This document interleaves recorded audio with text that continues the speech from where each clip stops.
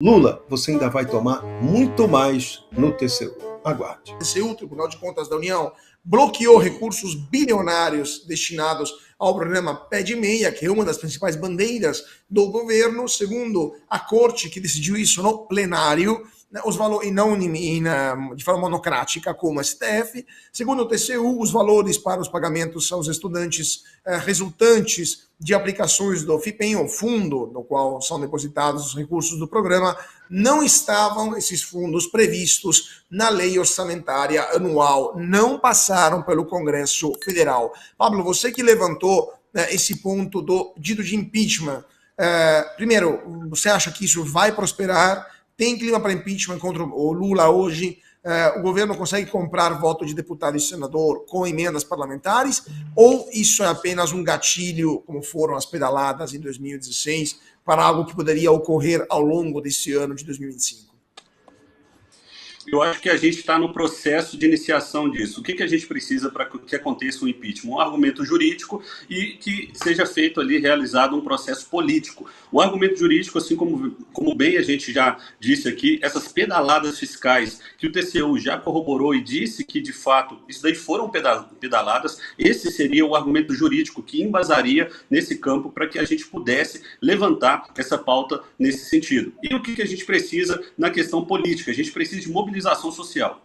A gente precisa gerar esse sentimento de inconformidade, a gente precisa gerar esse sentimento de, mais uma vez, as pessoas olharem para a realidade daquilo que está acontecendo, o fato do que está acontecendo no nosso país, e não aquilo que é dito nas mídias tradicionais, não aquilo que é dito nos jornais, mas de fato.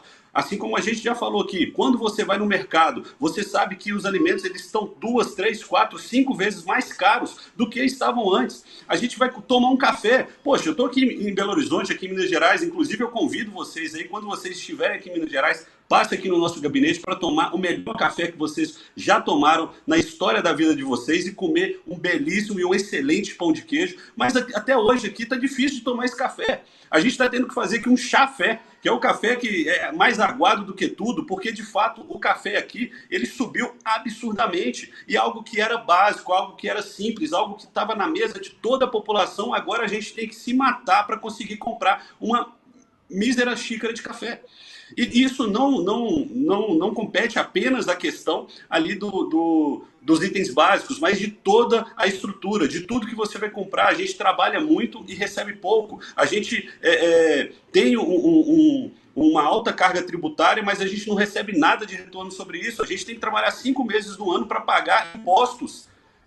Pelo amor de Deus, eu acho que isso já deveria ser um ato de comoção social de uma forma que todo mundo saísse nas ruas para cobrar e uma mudança disso.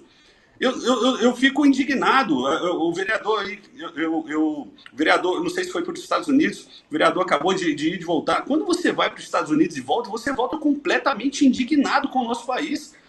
Completamente indignado, porque a gente sabe a potencialidade que nós temos, a gente sabe tudo que nós temos aqui para fazer esse país grande, mas infelizmente a classe política e a classe jurídica também, em alguns âmbitos, né, são um freio de mão para o desenvolvimento do nosso país.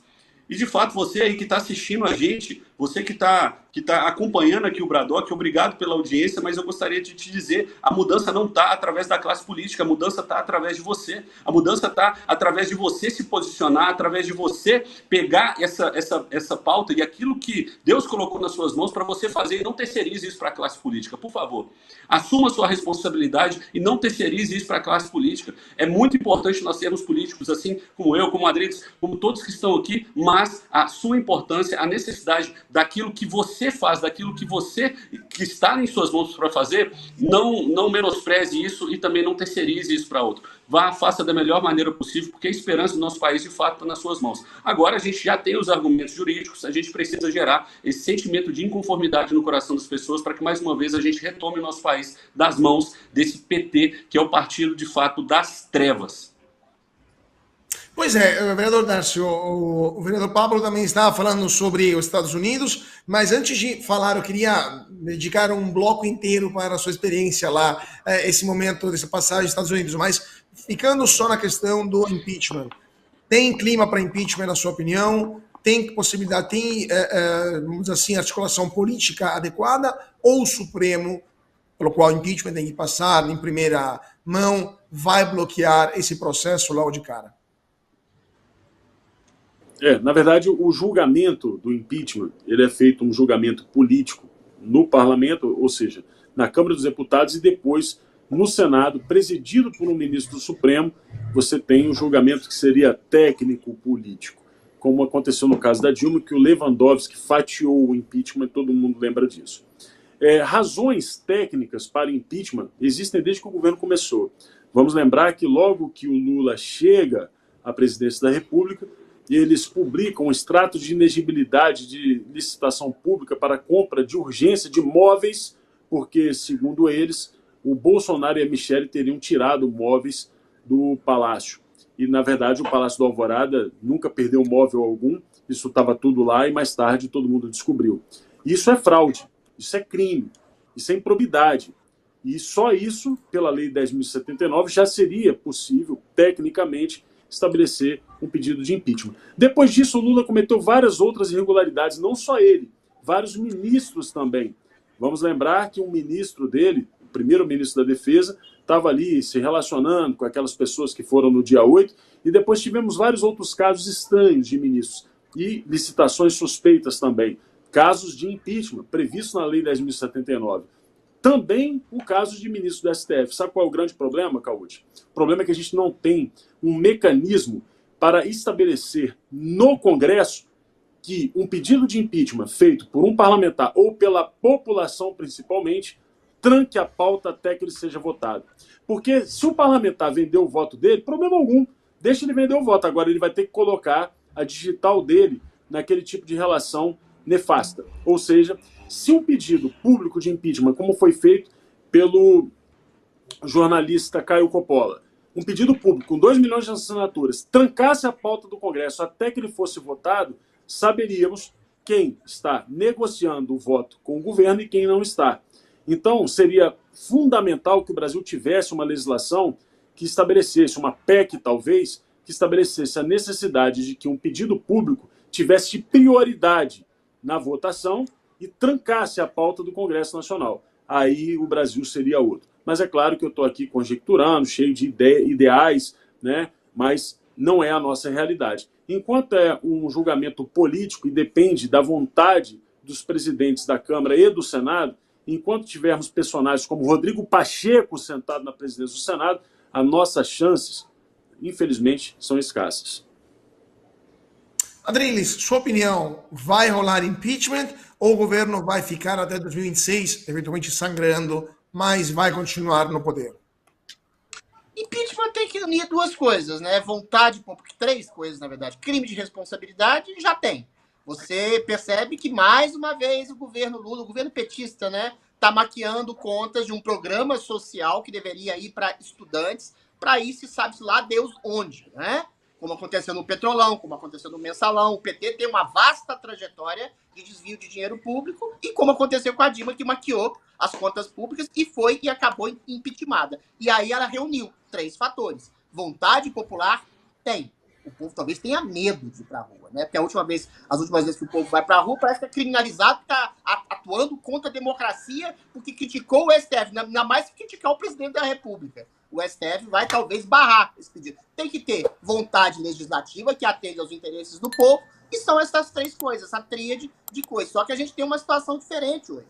A gente tem um Supremo que tem uma popularidade risível, abaixo de 0. A gente tem um governo petista que tem uma popularidade péssima, que tem uma ação péssima, tá deixando o povo caminhar para a miséria. E você tem um legislativo acuado pelo Supremo Tribunal Federal, sobretudo o Senado, que tem metade de gente lá com capivara lá no Supremo e que é chantageado, a gente sabe disso. Então você não tem uma construção de uma democracia direta, popular, em que as vontades do povo sejam atendidas, em que um crime de responsabilidade seja percebido pelo legislativo, que atende à vontade popular e bota para quebrar, bota um pedido de impeachment, como aconteceu no caso da senhora Dilma Rousseff, como aconteceu no caso do senhor Fernando Collor de Mello, 30 anos atrás. A gente não tem uma democracia visível hoje no país, né? Você tem um conluio entre o governo, entre o Supremo, você tem um Supremo, um Legislativo, aliás, chantageado, e um povo amedrontado. Ou seja, a gente tem o pior dos mundos no Brasil. Então, talvez seja possível, necessário que o governo sangre ainda mais para que haja um pedido efetivo de impeachment. Porque também, com os presidentes da casa, Arthur Lira, o presidente da casa do Senado, Pacheco, com a possibilidade de outro presidente do Centrão da casa, com a possibilidade da volta para o Alcolumbre no Senado, fica difícil. Eu pareço pessimista no meu comentário, mas eu quero ser otimista. E para ser otimista, infelizmente, é triste dizer isso. O governo Lula tem que sangrar mais. Tem que sangrar mais, porque aí as pessoas vão perceber, e elas já estão percebendo, que o governo Lula foi exatamente uma escolha imposta, como eu te falei, sobre a rejeição do Bolsonaro, um homem que não tinha e não tem popularidade, e um homem que está afundando o país. Ele deveria ser empichado ontem, a meu ver. Mas a conjuntura ainda não permite dessa forma tão fácil como eu acho que deveria ser. O Lula devia ter saído do poder há muito tempo. E outra coisa, a pergunta que eu faço, será que com o Alckmin vai melhorar? Eu acho que da possibilidade econômica, talvez dê uma melhora. Mas do ponto de vista de liberdades individuais e perseguição, talvez o regime ache no Alckmin o modelo perfeito de alguém de uma direita moderada que vai justificar as prisões, as perseguições. Ou seja, o buraco do Brasil é bem mais embaixo que o fundo que a gente percebe. Só um ajuste aqui, Cauti, se me permite. Só um ajuste. Eu falei do ministro da Defesa se relacionando com manifestantes, mas, na verdade, é o G. Dias. No caso, é ministro, tem cargo de ministro, mas era o secretário do GSI. Só para poder fazer esse pequeno ajuste aqui, que o Pedro aqui, nosso espectador, apontou e eu estou fazendo a correção ao vivo. Ótimo, perfeito. Então, agradecemos aqui o Pedro.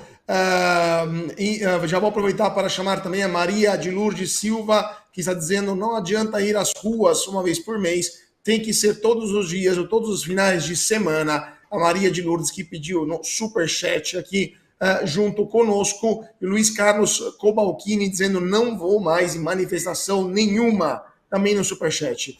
Jorge Serrão, sua opinião sobre isso? Temos café que aumentou 40%, a picanha mais cara nos últimos 18 anos. Será que tem clima para a Paulista cheia e impeachment no Congresso? Ou tem que ter algo a mais, algum mensalão ou algum petrolão que aconteça antes? Não, a mobilização tem que ser permanente, constante. Já está marcado para o dia 9 de fevereiro, domingo, na Avenida Paulista, mais um evento de manifestação popular. Então, já bota na sua agenda, 9 de fevereiro, Avenida Paulista.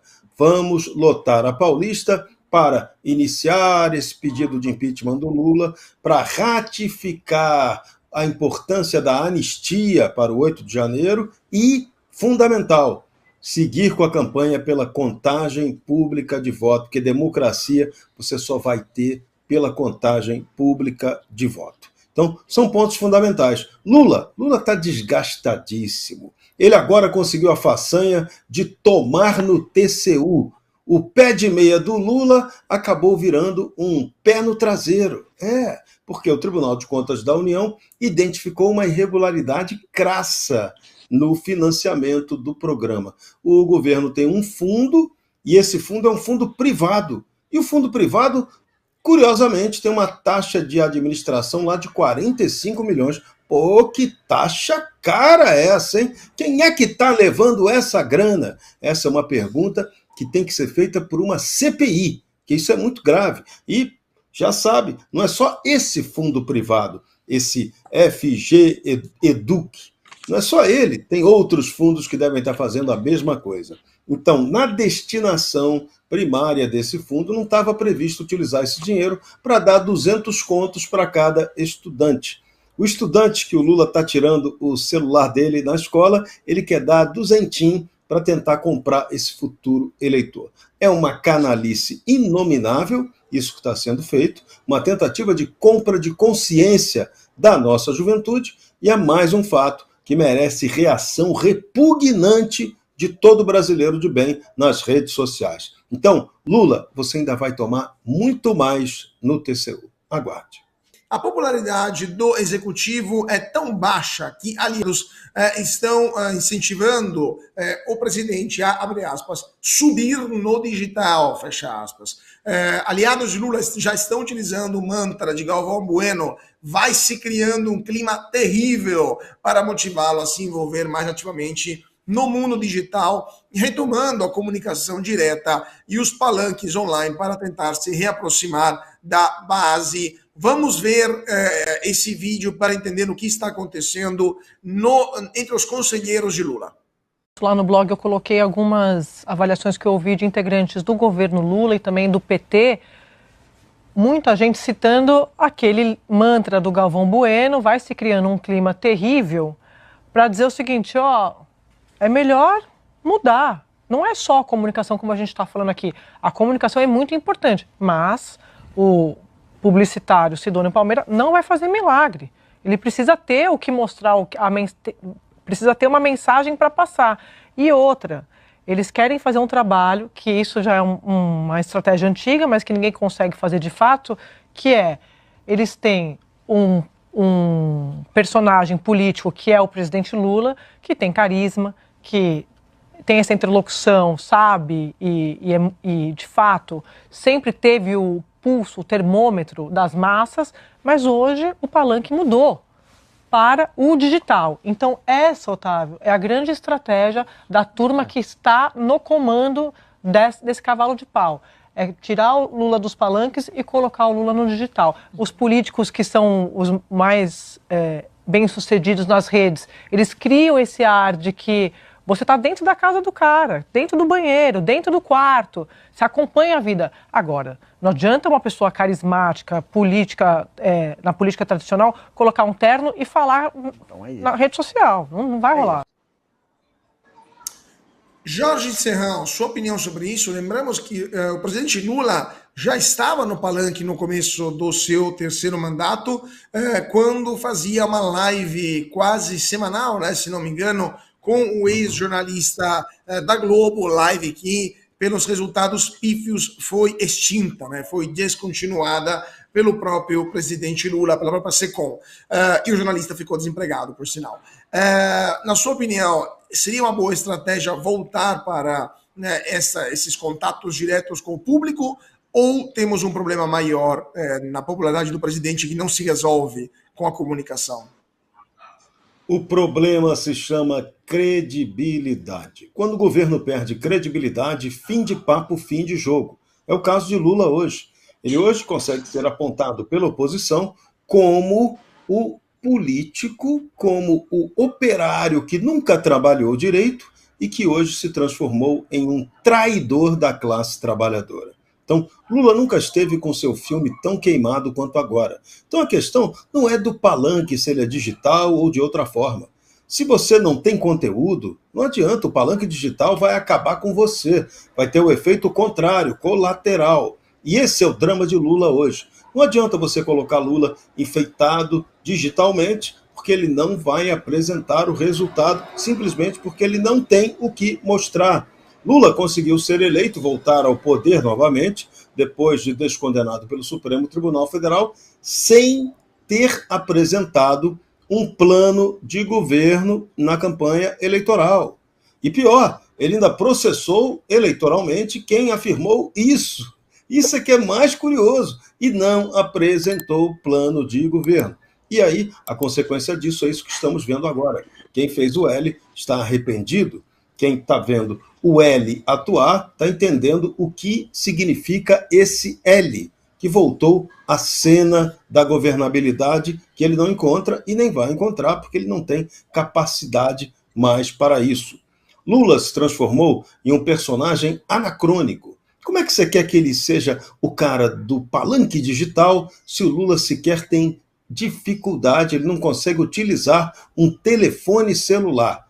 É a Janja quem opera para ele o celular, ele não gosta daquilo, não tem vocação, não tem gosto, não tem capacidade. Mas o cara que odeia o celular foi o mesmo que teve o prazer, né, autoritário de publicar, sancionar o decreto que retira os celulares das escolas, impede que os jovens usem seus celulares na escola num decreto mais totalitário, atentador contra a liberdade individual, desrespeitoso, e que nós tivemos aqui, tanto os governos do Rio e de São Paulo, que embarcaram nessa mesma pataquada. As assembleias do Rio e de São Paulo se deixaram levar pela sanha totalitária que está dominando o Brasil. Então é muito mais fácil você tirar a comunicação da garotada, né, do que você promover um debate com elas sobre o uso correto do celular e de outros aparelhos eletrônicos na escola.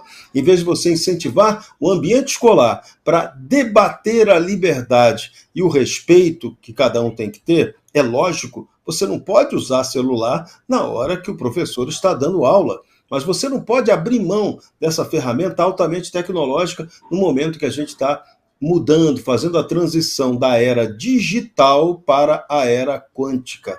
Então, quando você vê um Lula jurássico, ultrapassado, retrógrado, vanguarda do atraso, operando dessa maneira, não vai ter marketagem digital que vai salvá-lo. Vamos lá, então. Darcio, eu queria a sua opinião sobre essa questão do Lula e do palanque virtual, onde ele é chamado pelos seus aliados, e se você acha que isso será a solução para esse desastre de popularidade do governo federal. Acontece que isso tudo parte de uma grande falácia e que a gente precisa começar a falar, e só em espaços como o Bradock Show é possível dizer algumas verdades. A primeira delas é de que a esquerda está perdendo para a direita nas redes sociais, que a esquerda, infelizmente, não consegue se comunicar com o público e que a direita tem muito maior engajamento e um número maior de influenciadores. Isso é uma grande mentira. A esquerda investe nesse setor desde a época de Orkut. Ou já esqueceram dos MADs, os núcleos de militância virtual do PT. Tem as brigadas digitais da CUT também, assuntos que já foram debatidos aí em larga escala pela grande imprensa. E o Serrão lembrou aqui da live do Lula, e eu posso lembrar aqui de agências como a própria Mind8, que investe milhões de reais em influenciadores. Influenciadores como a Anitta, que tem mais de 60 milhões de seguidores. Como o Felipe Neto, que tem mais de 17 milhões de seguidores, Gil do Vigor, que tem mais de 16 milhões de seguidores.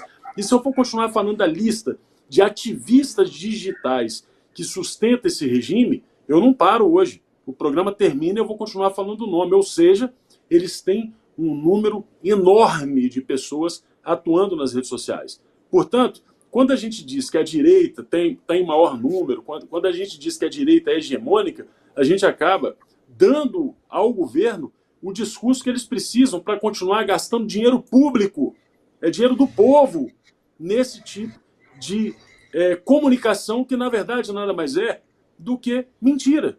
Ou seja, eles estão lutando contra a verdade nas redes sociais. O que faz com que a direita, a eventual direita, tenha uma maioria hoje nas redes sociais é o fato de que eles têm a mentira. E nós trabalhamos com a verdade. Então, sendo assim, o governo pode gastar o que quiser, o valor que quiser, e muito dinheiro vão gastar muito dinheiro público para poder tentar contornar a verdade. Isso vai ser impossível, eles não vão conseguir controlar, porque a verdade contra a verdade nada será capaz de impor, e podem gastar muito, como o próprio Serrão falou do programa do Uchoa, né, com câmera, equipamento e por aí vai. Aí vem o Nicolas com um celular, faz um vídeo expondo a verdade e vai derrotar o governo. Esse é o fim. Na verdade, o governo tinha que parar de gastar dinheiro público com publicidade digital e começar a falar a verdade. Só que isso para o PT é simplesmente impossível, né? Pois é, eu queria passar a palavra para uma pessoa que é muito próxima do Nicolas, né, que é o nosso vereador Pablo Almeida, porque justamente o Darcio estava citando o caso do Nicolas, vídeo feito de chinelo havaianas, camiseta preta, sem roteiro, feito por grandes nomes, né, da dramaturgia da Globo, e chegou a 320, se não me engano, milhões de visualizações. E um vídeo de resposta, né, sobre o mesmo assunto feito pelo ex-senador, deputado, ex-prefeito, com uma longa carreira política, ex-cara pintada, Lindenberg Farias, não chegou aos vexaminosos 700, 800 mil visualizações. Então, mesmo investindo milhões de reais na Globo, né, 300 milhões da Secom, esse resultado não chega por quê? Não é uma questão de dinheiro, é uma questão do quê? De espontaneidade, da mensagem, da personalidade da pessoa que fala. O que muda, na sua opinião? Estou muito claro aqui sobre essa questão. A questão do governo é a falta de credibilidade. Credibilidade no que falam, credibilidade no que dizem, credibilidade nas propostas. O presidente do país hoje, ele não é nem de longe o político mais seguido nas redes sociais. Isso diz muito sobre ele. A pessoa, a figura da presidência ali, a figura do presidente, que é a pessoa que deveria ser a representatividade, pelo menos na maior parte da população, isso não é encontrado nas redes sociais. O cara que ganhou nas urnas, ele não tem povo nas ruas e principalmente não tem seguidor nas redes sociais. É claro que tem uma gama de pessoas que o seguem ali, mas a maioria ele está buscando algum tipo de informação. Tem muito jornalista, tem muitas pessoas, até mesmo da direita, para ver sobre as pataquadas que esse governo vai fazer, mas o engajamento simplesmente ridículo. E, mais uma vez, a credibilidade extremamente abaixo de zero. E vem aí o Nicolas, um deputado mineiro de primeiro mandato, assim como eu disse no último programa, de 28 anos, com chinelo havaianas, e destruiu completamente toda a comunicação do Planalto. Inclusive, isso aconteceu no dia da troca de secretaria, de secretariado, né, ali da Secom. E agora o Lula, mais uma vez, ele, em um ato desesperado, por conta de toda essa polêmica da questão do Pix, eles devem gastar mais 50 milhões de reais do nosso dinheiro, do seu dinheiro contribuinte, do seu dinheiro pagador de impostos, para reforçar a confiança no Pix. Eles fazem uma questão completamente errada, eles fazem uma canalice com a população, são desmentidos, forçados a deixar essa medida e agora vão gastar simplesmente 50 milhões de reais dessa mesma população. A conta não fecha, simplesmente não fecha. E é por isso que... Carlos, após essa notícia do TCU em relação ao programa Pé de Meia, por exemplo, que deve ser levado em consideração, na minha opinião, esse governo já deu. Nós já temos o argumento jurídico para que a gente possa voltar para as ruas, para que a gente possa, mais uma vez, retomar o nosso país e para que a gente possa, mais uma vez, lutar contra tudo aquilo que tem destruído a nossa nação. Então, eu vejo de uma maneira significativa a questão das redes sociais, mas também não descarto, assim como foi na minha campanha. Eu trabalhei ativamente nas redes sociais, mas também fiz questão de estar na rua com as pessoas, com a população, para que as pessoas pudessem me ver. Hoje, o presidente do país não tem essa condição de sair nas ruas, que dirá fazer uma postagem, e como eles já não aguentam, hoje mesmo a gente já teve uma novidade aí em relação aos alimentos, né? Hoje ou ontem, eu não estou me recordando, é muita coisa aqui, mas eles queriam passar os alimentos vencidos e justamente por conta das pressões, da pressão das redes sociais, eles depois de 3, 4 horas aí já jogaram isso por terra. Demonstra a força das redes sociais, mas também demonstra que esse governo ele não tem nenhum tipo de compromisso com a verdade e, por mim, já está na hora da gente voltar para as ruas e falar, de fato, o que está acontecendo no nosso país, não só aqui para as pessoas que estão aqui, que já estão identificando, até os petistas já estão abrindo mão dessa visão ideológica, porque na hora que você chega no supermercado para fazer uma compra, não tem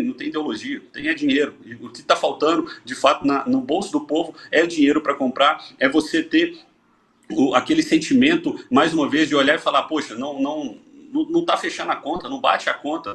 E esse governo não tem nas redes sociais, também não tem as pessoas na rua, e com toda certeza essa movimentação ela já deve começar a acontecer para a gente voltar nas ruas e, de fato, tomar o nosso país mais uma vez.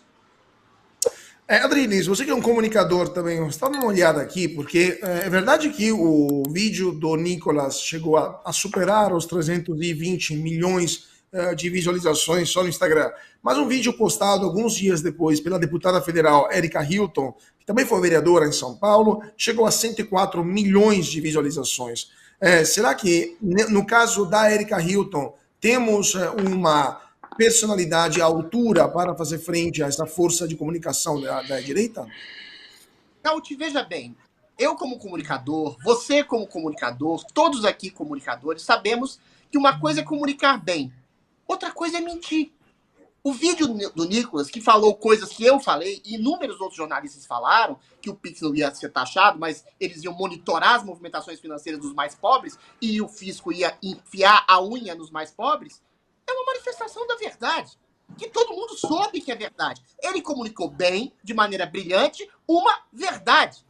Quando essa jornalista da Globo News, isso é muito capcioso, diz que tem que ter uma revolução na comunicação do governo e que o publicitário do governo tem que fazer uma manobra, por que ela não diz que o governo tem que mudar a sua ação efetiva?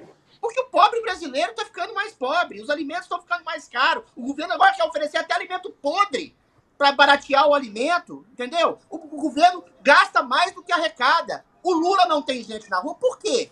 Porque foi um fenômeno de comunicação de rejeição ao Bolsonaro, a sua eleição, promovida pela Rede Globo, pela própria Justiça Eleitoral. O Lula não tem mais popularidade, ele é antítese de alguém, entendeu? Além de ser antítese de alguém, ou seja, uma falha de comunicação, de empatia com o público, ele não tem nenhuma ação. O Serrão disse que ele não tinha plano de governo. Eu até discordo um pouco. Ele tinha plano de governo, ele falou que ia dobrar os ministérios, ele falou que ia se vingar da Lava Jato e do Sérgio Moro, de todo mundo que colocou ele na cadeia, e é o que ele está fazendo. Ele está levando o país para a ruína, em método, em ação, em promessa, em programa de governo, entendeu? É um governo que quer exatamente colocar mais dinheiro do bolso do mais pobre, quando falava lá que queria taxar os mais bilionários, entendeu? Mentira! É um governo que não existe possibilidade de uma comunicação efetiva que seja razoável, que traduza um governo ruim, a não ser que você seja um governo Goebbels, governo nazista lá, como diz o Goebbels, uma mentira propalada 1000 vezes torna-se uma verdade. Só que aqui no Brasil ainda tem um esboço de reação, entendeu? E esse esboço de reação chama-se verdade. A verdade está hoje com os conservadores, com os liberais, com as pessoas que estão à direita do poder. Entendeu? Como o Darcio bem disse também, o sistema de comunicação do governo não é só o sistema de comunicação do governo.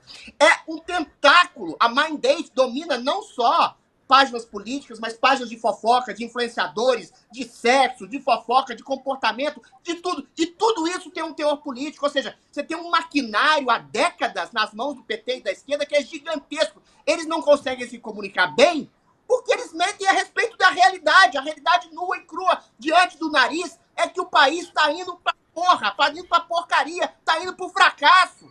Não tem jeito de mentir quando o sujeito vai lá no supermercado e o produto está 3 vezes o valor. Não tem jeito de mentir quando o sujeito perde o emprego.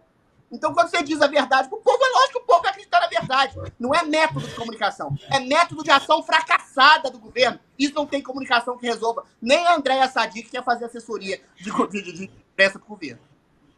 Você quer saber tudo o que acontece hoje no Brasil? Então você tem que assistir ao Braddock Show, o programa que fala de tudo e deixa você informado sobre tudo o que acontece no Brasil e no mundo. Clique aqui e siga o Braddock Show. Palavra de super-herói.